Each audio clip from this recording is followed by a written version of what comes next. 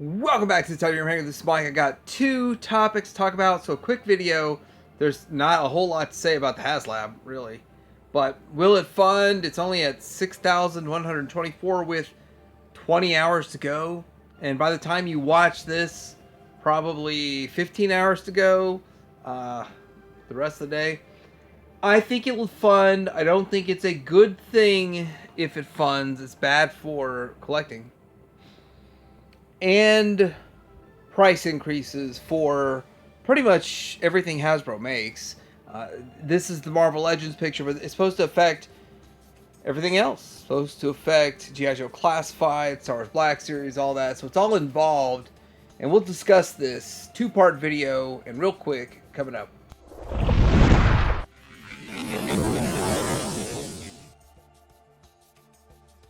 So I try to be neutral on this, but there's only 6120 backers the day before, and it looks like this is failing for all the reasons I said it would fail, that it should not fund, but I'm not backing it. I never wanted to back it. I didn't want this thing, and yeah, I just don't think it's necessary. I know there are collectors, probably less than 6,000 actual collectors, that want this, but you know, Haslab is supposed to be for dream projects. And I don't think just remaking this dropship as a dream project. I didn't, from the minute I saw it, I thought, oh, it's not going to be a sandcrawler. I don't really want it. And now 430 or 50 or whatever, the price is just too high. It's just too expensive. And the fact that you could get the previous dropships, they could have just put the old one back out. That's the thing. And I think, let's say maybe they get 10,000 after the FOMO kicks in and the day's over and the 20 hours are up, 15 hours are up, and it hits 8,000. Then it shoots through that. Maybe it unlocks one tier. But how many could they have sold if they just put the old one back out and upgraded it a little bit, put little upgrades on it and stuff? They might have sold 100,000 of that versus 10,000 of this new one. I just don't really think that this is what the Haslab was meant for. Now, some people are like, yeah, I need it bigger and all that, but who doesn't have space issues at this late stage in the game? So getting the older one's probably better for space issues. Now, I had, I think, 5 of these total, and I sold them all off. So my kids had several, and I bought parts at shops, and so I could make them all look complete, and then I just sold them all off for like 150 a piece. Got rid of them. People loved them. They bought them. They sold fast, real fast, and we were able to buy other things that we wanted. Sold off all the clones and stuff. This era I don't collect, and I'm glad that I got rid of it. And with that, I'm not in on this. But there are tons of collectors that collect this. But I still think it should have been more of a online exclusive. Not going to go to Target and Walmart, but BBTS and all those places. I need to stop being so politically correct all the time and just start, sharing my opinion 100% and not holding back any. Because I just thought it was terrible, terrible Haslab. Didn't want to hurt anyone's feelings or anything if they like it. But here's the tiers. And for whatever reason, when I took this screenshot, it wants to show you it's still not funded. For whatever reason. And the project closes in 0 days and 0 tiers unlocked. And it's not funded. And yeah, well, it's because it's not a good Haslab. It's not a dream project. So you get these 3 unlocked, 10,000, 12,000, 14,000. I don't think more than one will unlock, but, I don't know. I didn't get one of my lottery ticket numbers correct for the 1.4 billion, so I guess my guesses aren't good today. So here's my problem with this getting funded.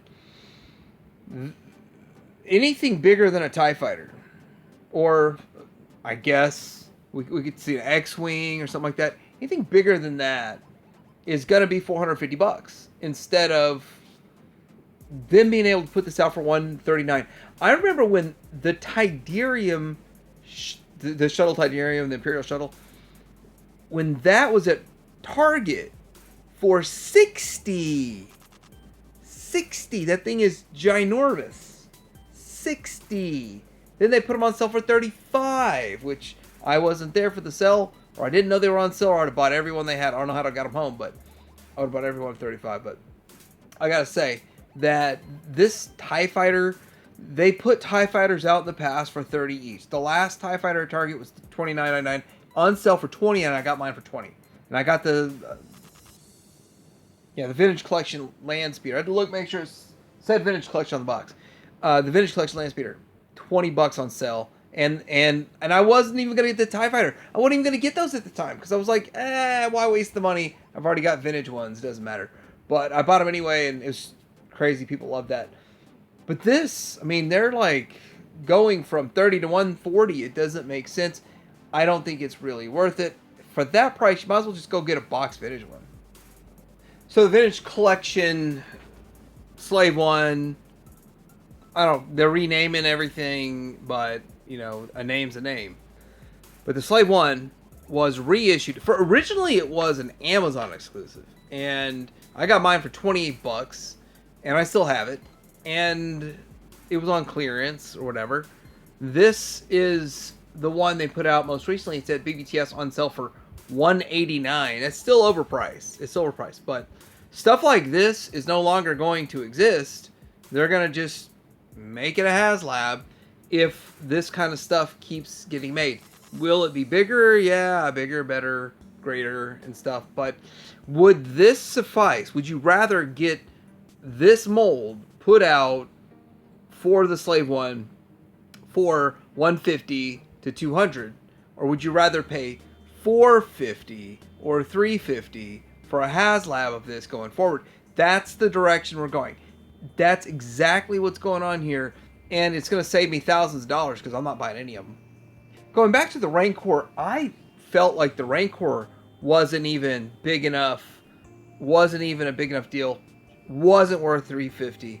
But then one of my friends called me up about 15 minutes before the funding ended and said, he talked me into it. He said, you realize that this will be the most valuable one out there. And then I went ahead and backed it. And then I actually made sure I had room. I did the measurements. I got a spot for it in my dungeon, my Java's dungeon. And it didn't fund. So I went out and I sought out like the most recent one that they made that was sort of big for the Vintage Collection. But it's one of those things. I didn't really want it, but then I was like, well, I guess I'll go ahead and get one. But with this gunship, it's not the era I collect, so I don't even care. If this is an Imperial shuttle, I'm definitely in. If it was a sandcrawler, I'd be in, or something substantial. But, you know, I just don't feel like remaking something they've already made. And yes, they made a sandcrawler. The sandcrawler was a Disney thing. It was okay, but it was a fraction of what the size of a sandcrawler should be. You know, people all thought it was going to be a sandcrawler, and they did put one out years ago. Was it 10 years ago or something like that? The Droid Factory sandcrawler at the Disney shop, and it's all right. It is about almost double the size of the vintage one. It's pretty good size, and it looks okay. It's pretty cool, but still nowhere near as big as it should be, and nowhere near as impressive as it should be. Sandcrawler is still top of lots of people's list. And the last thing I want to say about the Haslab is that we're going down that path G.I. Joe went. Like, no kids are allowed to have a Sky Striker. We're never going to see Sky Strikers at a reasonable price at retail, and unless you're chasing down an old Haslab online, or just buy a vintage one and piece all those pieces together, and, you know, $200, $300 or whatever it takes to get a good one. Kids can't go get a $60 or $80 one for Christmas and have one. It is what it is. And yeah, people say kids don't collect G.I. Joe. Well, maybe they don't. Last topic, price hikes. There's going to be they're going to go like $27 for the price on these figures. The thing is that it's going to affect Marvel Legends, it's going to affect G.I. Joe, it's going to affect all of this stuff. So it's going from $24.99 to $27.99. So that's actually $28, $28 each, which just is going to slow down my collecting of this stuff. But I don't think it's going to stop there. When they did the last price increase from $20 to $25, they had to stop in the middle at $22.99. This is exactly the same thing. I think the end in mind is probably spring. We see the $29.99 price point. And at that point, I'm probably gonna tap out of most of this. But I already only collect Black Series if it shows up at Ross and Ollie, so that's cool. And Vintage Collection, that's already 17 bucks. I only collect it when it gets to Ross and Ollie's. But this is just gonna slow me down even more for collecting this modern stuff. What it's gonna do is enhance my vintage collecting. And when modern prices are equivalent to the vintage prices, so you can go get a vintage figure at the same price as a modern figure, and the vintage figure means 1,000 or 6,000 times more to me than any modern figure they make today. Then, except for Masterpiece, by the way, Masterpiece Transformers, it's a whole different ball game. But yeah, why not just go get the vintage one when the modern ones are costing so much?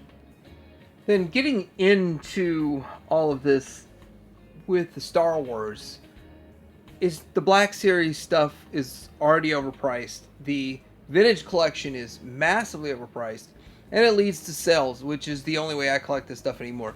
There's really not much they could put out that would make me go, oh, gotta pay 17 bucks plus tax.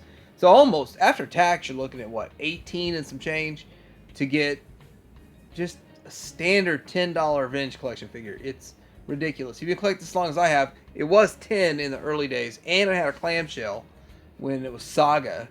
But yeah, this is very frustrating price-wise. And the thing about collecting this stuff isn't that, okay, I'm buying this one figure, and then like 6 months from now I'll buy another one. Okay, the price isn't a big deal. No, it's like, well, there's 8 or 9 figures I want to buy this month. That adds up really fast to a few $100s. On what? It's kind of blurry, but as you can see, we've got these Black Series ones that were overpriced in the first place, and they're Acolyte and all that stuff, but now they're going on sale. Everything's seeming to go on sale right now. This is also a transition time. They are getting new product for the holiday season, and Christmas sales are big, and they're looking to get enough stock for Christmas. But you know, the last 2 years, they didn't get a whole lot in at Walmart's going into Christmas season because they had sat on so much product for 2 years.